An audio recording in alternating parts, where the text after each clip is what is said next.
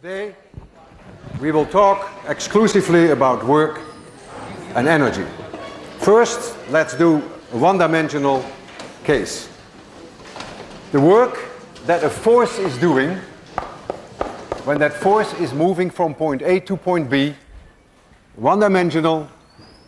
Here's point A, and here is point B, and the force is along that direction, or either in this direction or in this direction, but it's completely one-dimensional. That work is the integral in going from A to B of that force, dx, if I call that the x-axis. The unit of work, you can see, is Newton meters. So work is Newton meters, for which we call that a joule. If there's more than one force in this direction, you have to add these forces in this direction vectorially, and then this is the work that the forces do together. Work is a scalar, so this can be larger than 0, it can be 0, or it can be smaller than 0. If the force and the direction in which it moves in an opposite direction, then it is smaller than 0. If they're in the same direction, either this way or that way, then the work is larger than 0. F equals ma. So therefore, I can also write for this m dv dt, and I can write down for dx, I can write down v dt. I substitute that in there, so the work in going from A to B is the integral from A to B times the force, which is m dv dt, dx, which is v dt. And look what I can do. I can eliminate time, and I can now go to a integral over velocity, the velocity a to the velocity b, and I get m times v times dv. That's a very easy integral. That is 1/2 m v squared, which I have to evaluate between VA and VB, and that is 1/2 m VB squared minus 1/2 m VA squared. 1/2 m V squared is what we call in physics kinetic energy. Sometimes we write just a K for that. It's the energy of motion. And so the work that is done when a force moves from A to B is the kinetic energy in point B, you see that here, minus the kinetic energy in point A, and this is called the work energy theorem. If the work is positive, then the kinetic energy increases when you go from A to B. If the work is smaller than 0, then the kinetic energy decreases. If the work is 0, then there is no change in kinetic energy. Let's do a simple example. Applying this work energy theorem, I have an object that I want to move from A to B. I let gravity do that. I give it a velocity. Here is the velocity v of A. And let the separation be h, and this could be my increasing y direction. The object has a mass m, and so there is a force, gravitational force, which is mg, and if I want to give it a vector notation, it's mg y roof. This is my increasing value of y. When it reaches point B, it comes to a halt. And I'm going to ask you now, what is the value of h? We've done that in the past in a different way. Now we will do it purely based on the energy considerations. So I can write down that the work that gravity is doing in going from A to B, that work is clearly negative. The force is in this direction and the motion is in this direction. So the work that gravity is doing in going from A to B equals minus mgh. That must be the kinetic energy at that point B, so that this kinetic energy at point B minus the kinetic energy at point A. This is 0 because it comes to a halt here. And so you find that 1/2 m VA squared equals mgh. M cancels, and so you'll find that the height that you reach equals VA squared divided by 2g. And this is something we have seen before. It was easy for us to derive it in the past, but now we've done it purely based on energy considerations. I'd like to do a second example. I lift an object from A to B. I, Walter Lewin. I take it at A. It has no speed here. VA is 0. It has no speed there. And I bring it from here to here. There's a gravitational force mg in this direction. So the force by Walter Lewin must be in this direction. So the motion and my force are in the same direction. So the work that I'm doing is clearly plus mgh. So the work that Walter Lewin is doing is plus mgh when the object goes from A to B. The work that gravity was doing was minus mgh. We just saw that. So the net work that is done is 0, and you see there is indeed no change in kinetic energy. There was no kinetic energy here to start with, and there's no kinetic energy there. If I take my briefcase and I bring it up here, I've done positive work. If I bring it down, I've done negative work. If I bring it up, I do again positive work. When I do positive work, gravity does negative work. When I do negative work, like I do now, gravity does positive work. And I can do that a whole day, and the net amount of work that I have done is 0. Positive work, negative work, positive work, negative work. I will get very tired. Don't confuse getting tired with doing work. I would have done no work, and I would be very tired. I think we would all agree that if I stand here 24 hours like this, that I would get very tired. I haven't done any work. I might as well put it here and let the table just hold that briefcase for me. So it's clear that you can get very tired without having done any work. So this is the way we define work in physics. Now let's go from 1 dimensions to 3 dimensions. It is not very much difference, as you will see.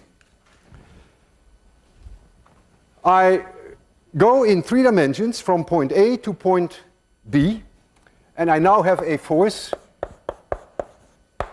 which could be pointing not just along the x direction, but in general in all directions. Now the work that the force is doing in going from A to B is F dot dr. R is the position in 3-dimensional space where the force is at that moment, and dr is a small displacement. So if this is from A to B, then dr here, if you go in this direction, this would be the little vector dr, and here that would be a little vector dr. And the force itself could be like this here, and the force could be like this there. The force can obviously change along this path. So let the force be f of x, x roof, plus f of y, y roof, plus f of z, z roof. I'll move this a up a little, put it here. And let dr, the general notation for vector dr, equals dx, x roof, plus dy, y roof, plus dz, z roof. Cannot be any more general. So the work that this force is doing when it moves from A to B is the integral of this FDR. Let's first take a small displacement over dr, then I get dw, that is simply fx times dx, it's a scalar, because this is a dot product, plus fy dy plus fz dz. That is a little bit amount of work if the force is displaced over a distance dr. Now I have to do the integral over the entire pass to get w from a to b. That's an integral going from a to b, integral going from a to b. I don't need this anymore. Integral in going from a to b, integral in going from a to b. Now we're home free because we already did this. This is a one-dimensional problem, and the one-dimensional problem we already know the outcome. The integral f dx we found that is 1/2 m vb squared minus m va squared, which in this case is obviously the velocity in the x direction, because this is a one-dimensional problem. And the one-dimensional problem indicates that the velocity that I'm dealing with is the component in this direction. So we have that this is 1/2 m v b squared, and this is the x component, minus va squared, and that is the x component. This is also a one-dimensional problem now, except that now I deal with the component, with the y component of the velocity. So I get 1/2 m times vb y squared minus va y squared plus 1/2 m vb z squared minus va z squared. And now we're home free, because what you see here is you see v squared in the x direction, v squared y component, v squared z component, and if you add those three up, you get exactly the square of the velocity. You get the square of the speed. So if you add up these three terms, you get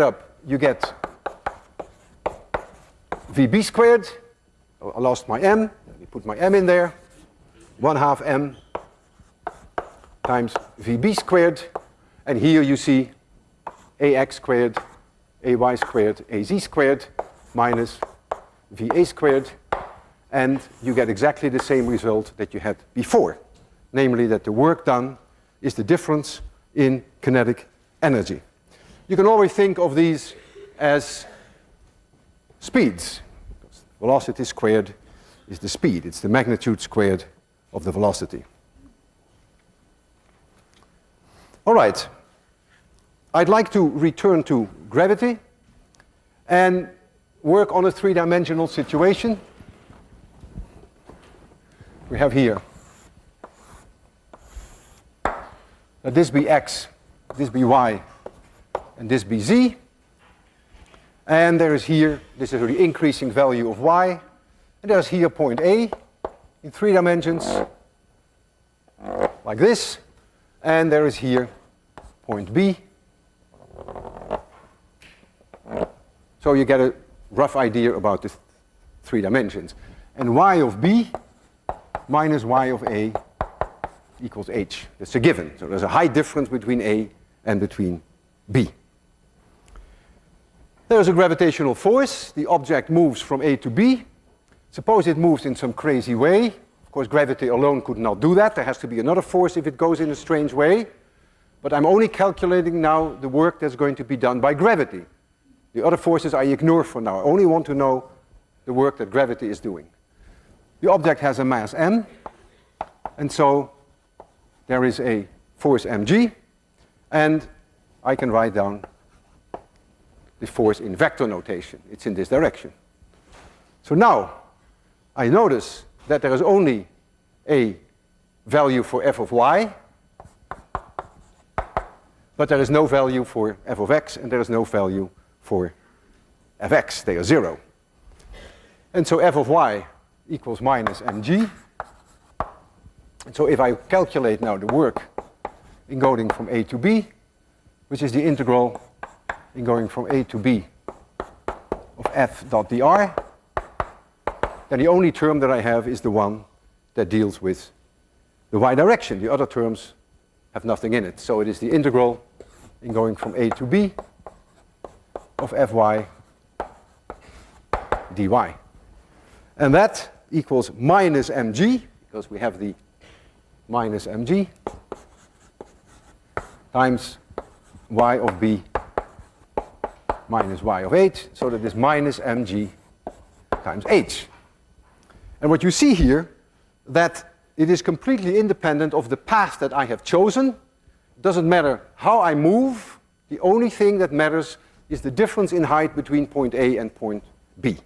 H could be larger than 0 if B is above A. It could be smaller than 0 if B is below A. It could be equal to 0 if B has the same height as A. Whenever the work that is done by a force is independent of its path, is only determined by the starting point and the end point, that force is called a conservative force.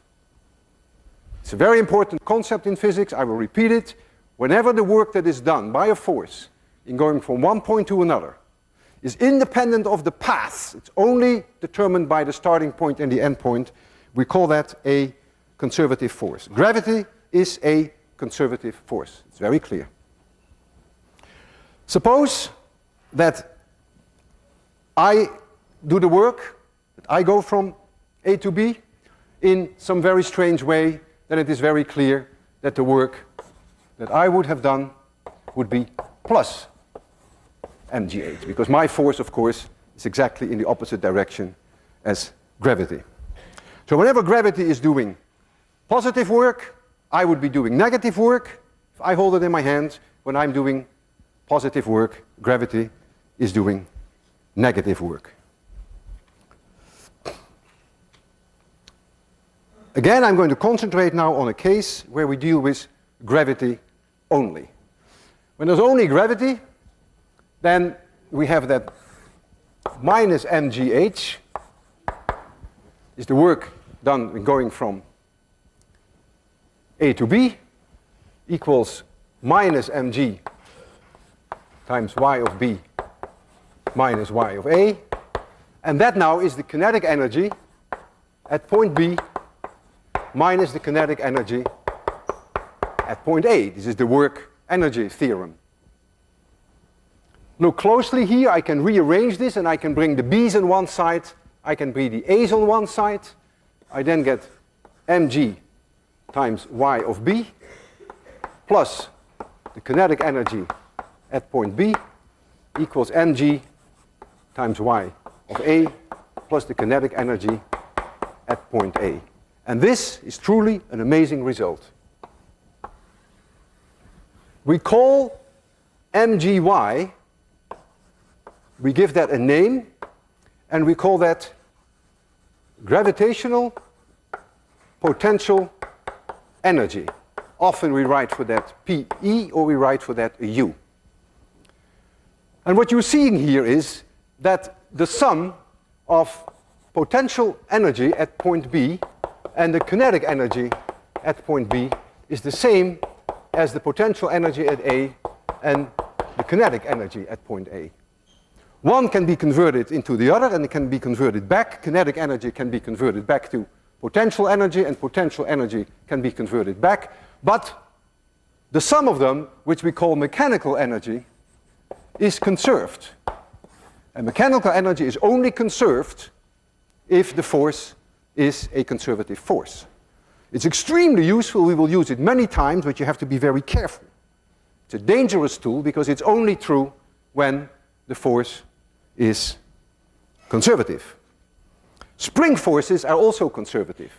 But, for instance, friction is not a conservative force. If I move an object from here to here,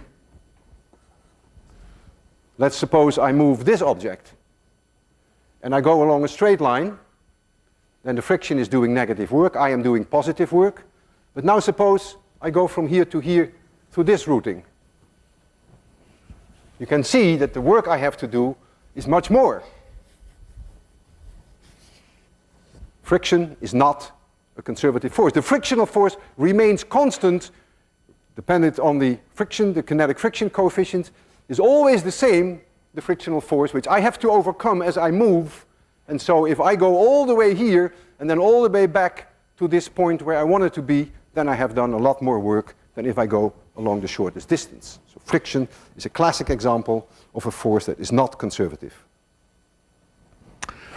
If I look at this result, the sum of gravitational potential energy and kinetic energy is conserved for gravitational force, then it is immediately obvious where we put the zero of kinetic energy. The zero of kinetic energy is when the object has no velocity, because kinetic energy equals 1/2 mv squared. So if the object has no velocity, then there is no kinetic energy. How about potential energy? Well, you will say, sure, potential energy must be zero when y is zero, because that's the way that we defined it. You see, mgy is gravitational potential energy. So you would think that u is zero when y is zero. Not an unreasonable thing to think. But where is y is zero? Is y zero at the surface of the Earth? Or is y zero at the floor of 26,100? Or is y zero here? Or is y zero the roof?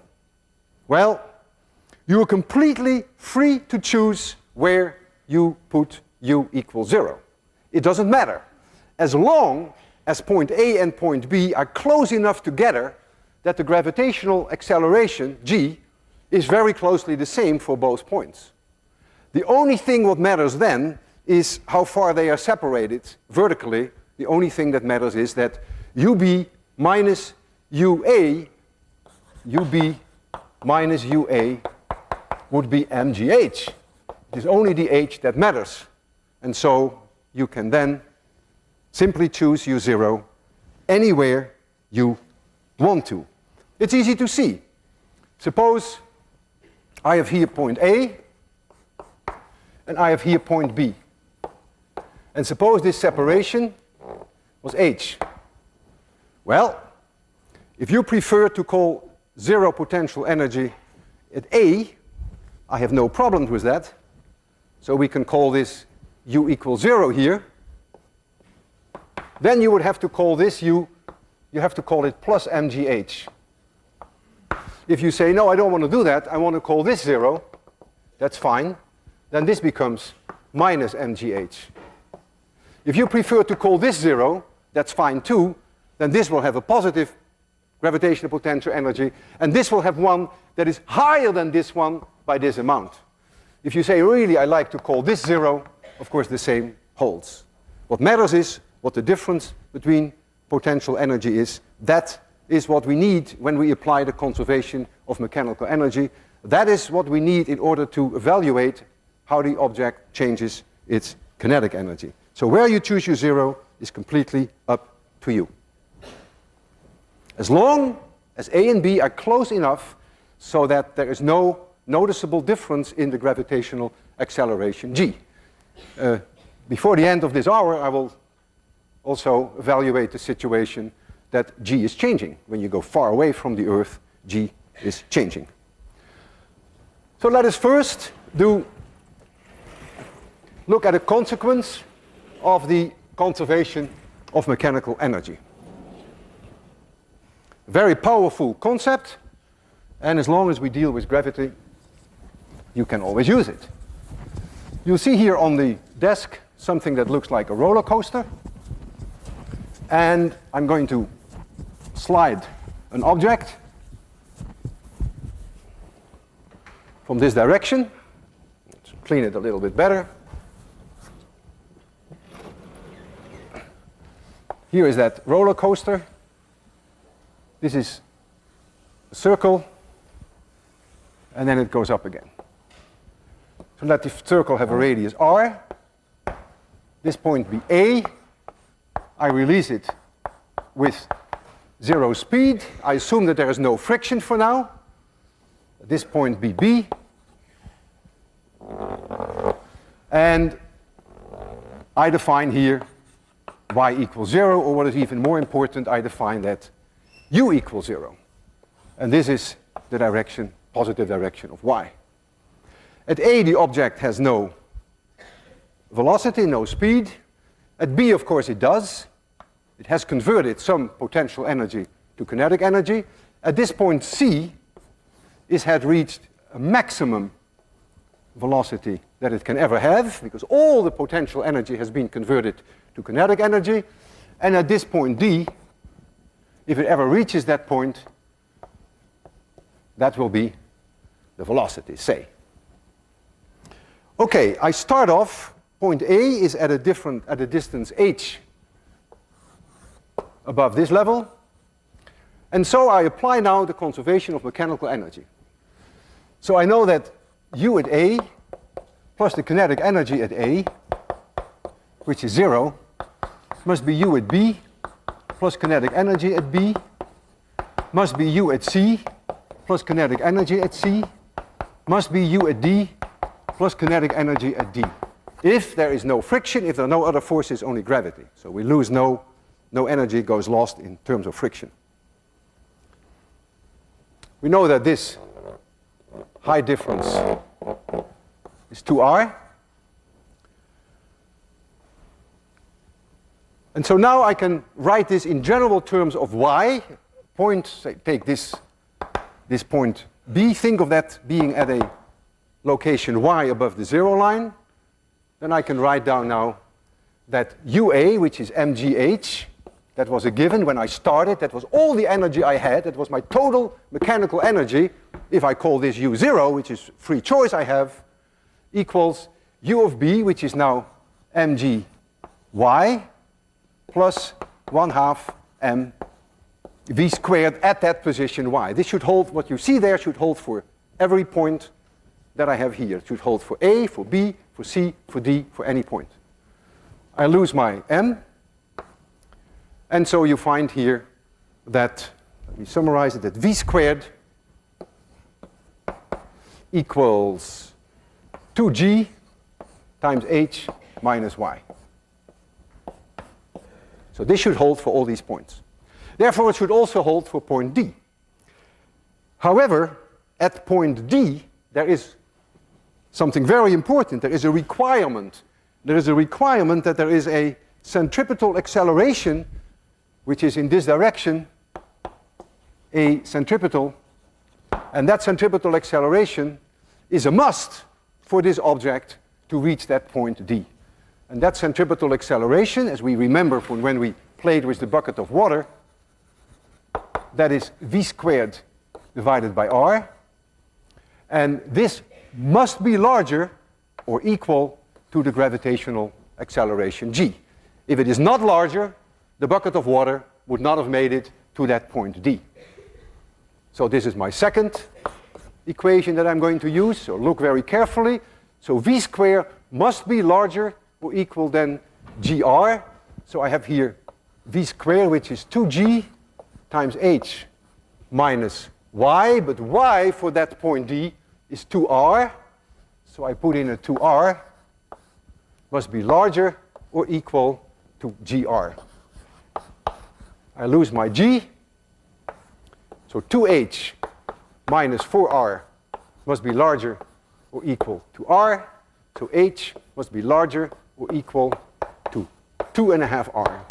This is a classic result that almost every person who has taken physics will remember. It is by no means intuitive.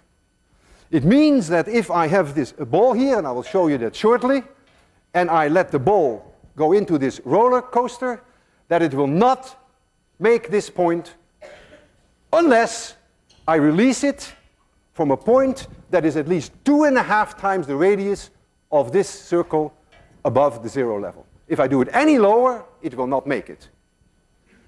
So think about this. That is something that you could not have just easily predicted. It's a very strong result, but it is not something that you say intuitively, oh yes, of course. It follows immediately from the conservation of mechanical energy.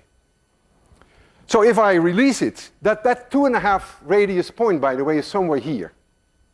So if I release this object way below that, it will not make this point.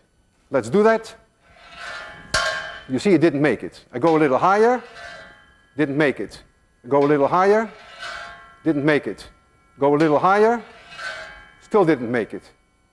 Now I go to the 2.5 mark, and now it makes it. 2.5 times the radius. Conservation of mechanical energy tells you that that is the minimum it takes to just go through that point. Of course, if there were no loss of energy at all, if there were no mechanical energy lost, that means if there were no friction, then if I were to release it at this point, it would have to make it back to this point again with 0 kinetic energy. But that's not the case. There's always a little bit of friction with the track for one thing, and also of course with air. So if I release it all the way here, you will not expect that it will bounce up all the way to here. It will probably stop somewhere there. It may not even make it to the end. We can try that. Oh, it made it somewhere to here. It's a little lower than that level, because there is some friction that's unavoidable. All right, this is a classic one. There are many exams where this problem is being given. I won't give it to you this time, but it's a classic one. You see it on the general exams for physics, and it's simply a matter of conservation of mechanical energy.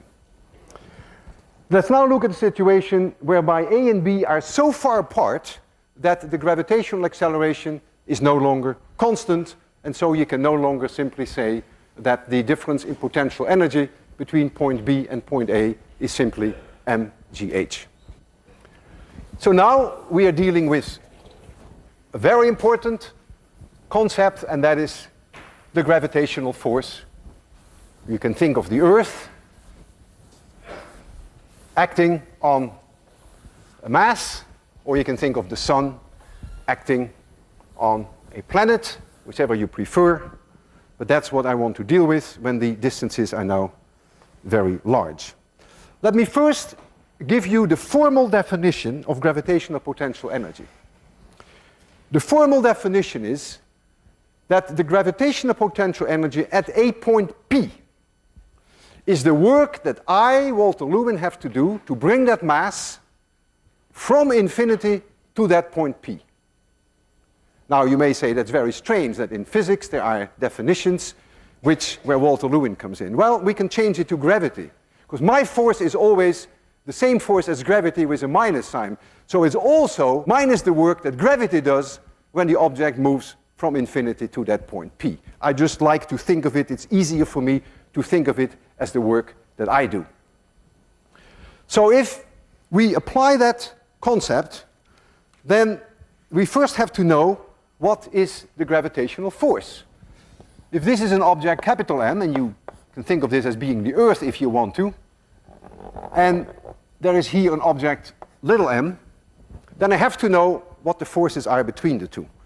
And this now is Newton's universal law of gravity, which he postulated. Universal law of gravity.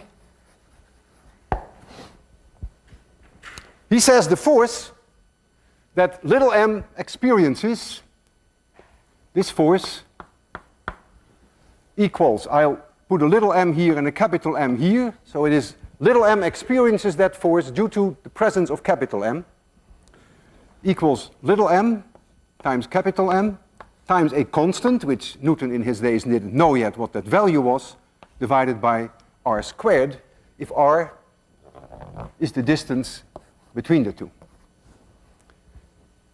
This object, since Newton's third law holds, action equals minus reaction, this force, which is, I will indicate it as capital M, little m, it is the force that this one experiences due to the presence of this one, is exactly the same in magnitude, but opposite in direction. And that is the universal law of gravity. Gravity is always attractive. Gravity sucks, that's the way to think of it. It always attracts. There is no such thing as repelling forces. The gravitational constant G is an extremely low number, 6.67 times 10 to the minus 11 in our SI units, which is Newton's square meters per kilogram or something like that. That's an extremely low number. It means that if I have two objects which are each 1 kilogram, which are about 1 meter apart, which I have now here, about 1 meter, that the force which they attract each other is only 6.67 times 10 to the minus 11 newtons. That is an extremely small force. If this were the Earth, and I am here, this is my mass, then I experience a force which is given by this equation. This would be then the mass of the Earth. Now F equals ma. So if I'm here, I experience a gravitational acceleration. And the gravitational acceleration that I experience is therefore given by mg divided by r squared. And so you see that the gravitational acceleration that I experience at different distances from the Earth, or for that matter at different distances from the Sun, is inversely proportional with r squared. We have discussed that earlier when we dealt with the planets and we dealt with uniform circular motions and we evaluated the centripetal acceleration. We came exactly to that conclusion that the gravitational acceleration falls off as 1 over r squared. 10 times further away, the gravitational acceleration is down by a factor of 100. If you are standing near the surface of the Earth, then of course the force that I will experience is my mass times the mass of the Earth times the gravitational constant divided by the radius of the Earth squared, just like we are here in 26/100. And so this must be mg. That's the gravitational acceleration if we drop an object here. And so you see that this now is our famous g, and that is the famous 9.8. If you substitute in there the mass of the Earth, which is 6 times 10 to the 24 kilograms, you put in here the gravitational constant, and you put in the radius of the Earth, which is 6,400 kilometers, out pops our well-known number of 9.8 meters per second squared.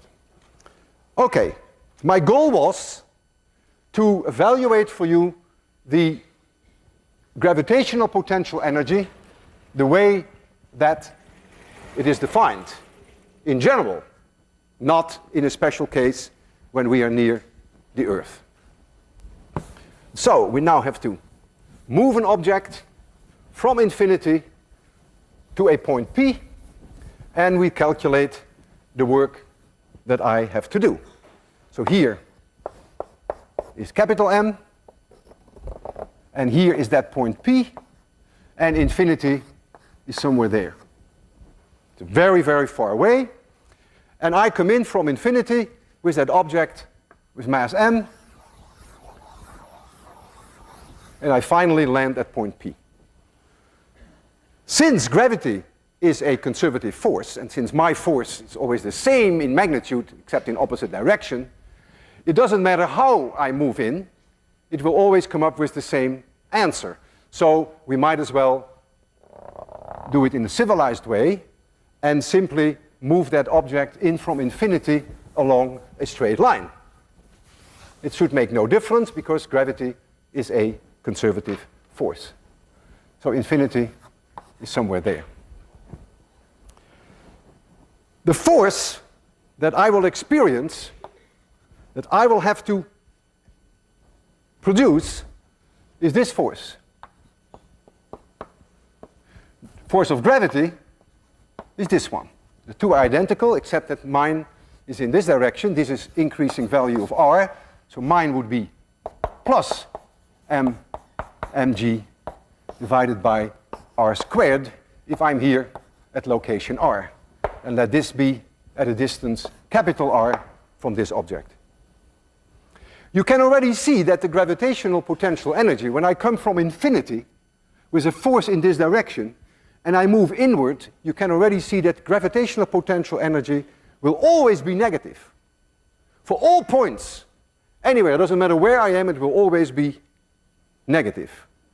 And you may say, gee, that's sort of a strange thing, negative potential energy. Well, that is not a problem. Remember that depending upon how you define your zero level here, you also end up with negative values for potential energy. So there's nothing sacred about that. What is important, of course, if we get the right answer for the gravitational potential energy, that when we move away from this object, that the gravitational potential energy increases. That's all that matters. But whether it is negative or positive is irrelevant. So we already know it's going to be negative, and so we can now evaluate the work that I have to do when I go from infinity to that position capital R. So here comes the work that Walter Lewin has to do when we go from infinity to that point, which is capital R radius from this object. Think of it as the sun or the earth, either one is fine. So that is the integral going from infinity to R of my force, which is plus, because it's an increasing value of R, mmg divided by R squared dr.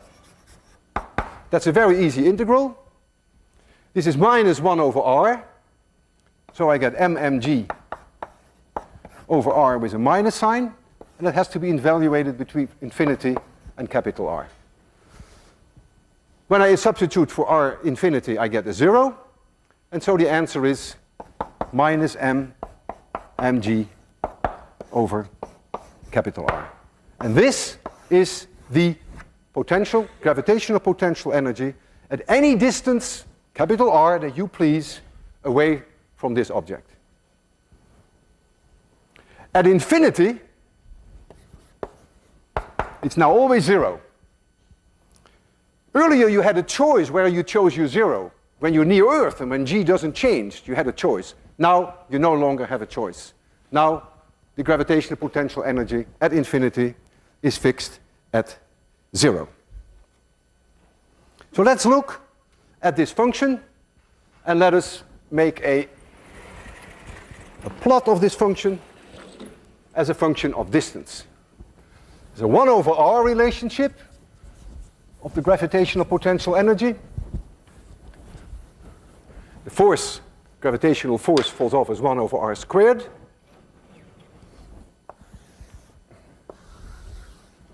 Here's 0. This is the gravitational potential energy. All these values here are negative, and here I plot it as a function. I use the symbol little r now instead of capital R. And so the curve would be something like this. This is proportional to 1 over R.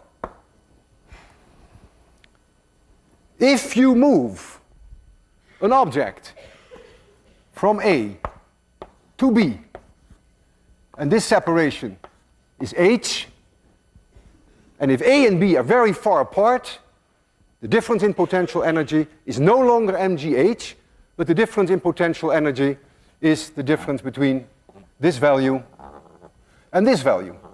And you have to use that equation to evaluate that.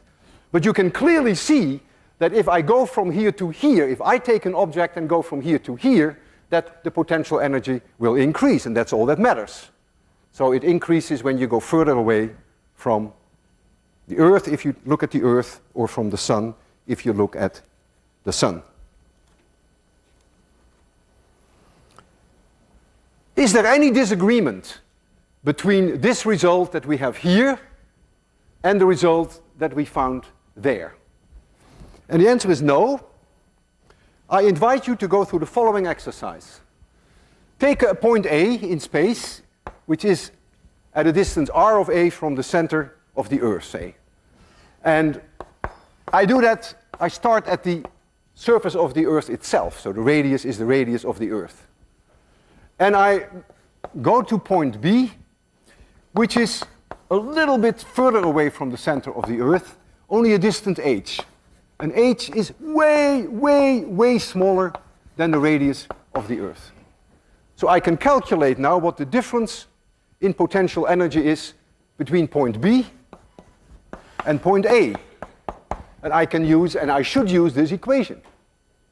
And when I use that equation, and you use the Taylor's expansion, the first order Taylor's expansion, you will immediately see that the result that you find collapses into this result.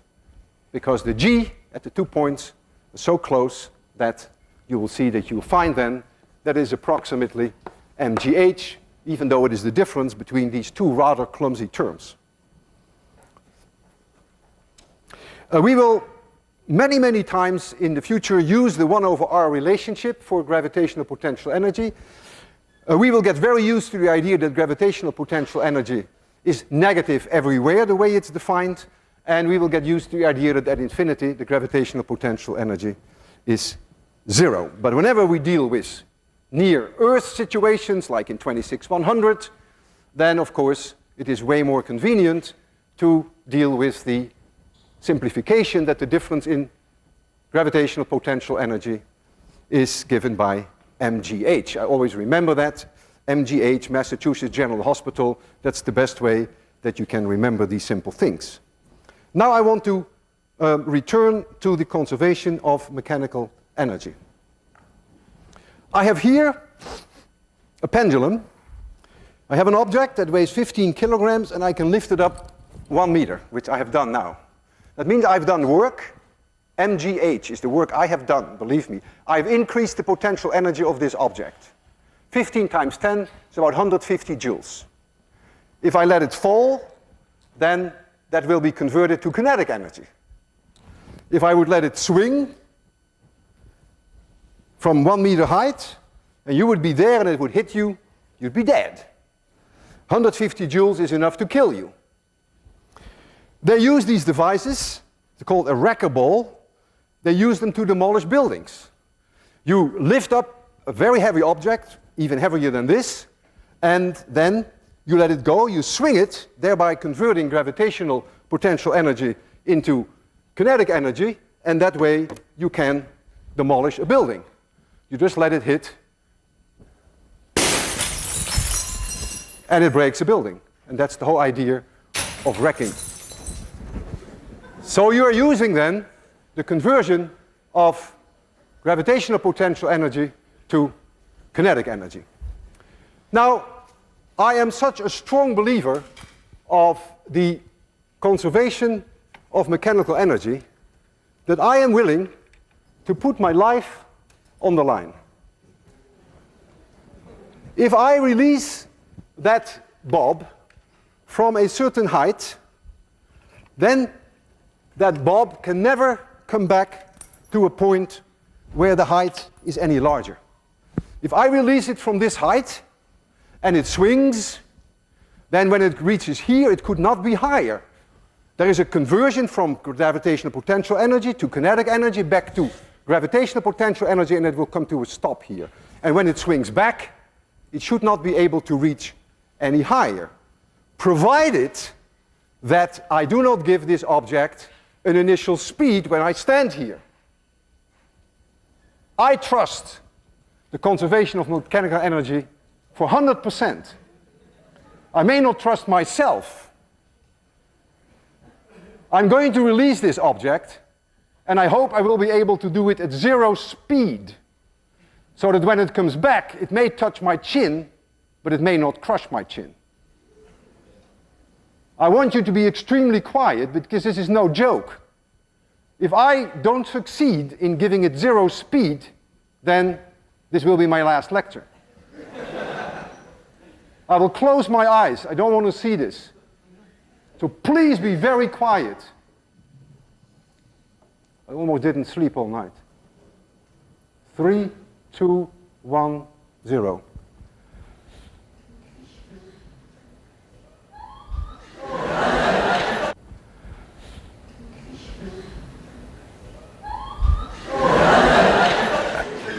Physics works, and I'm still alive. See you Wednesday.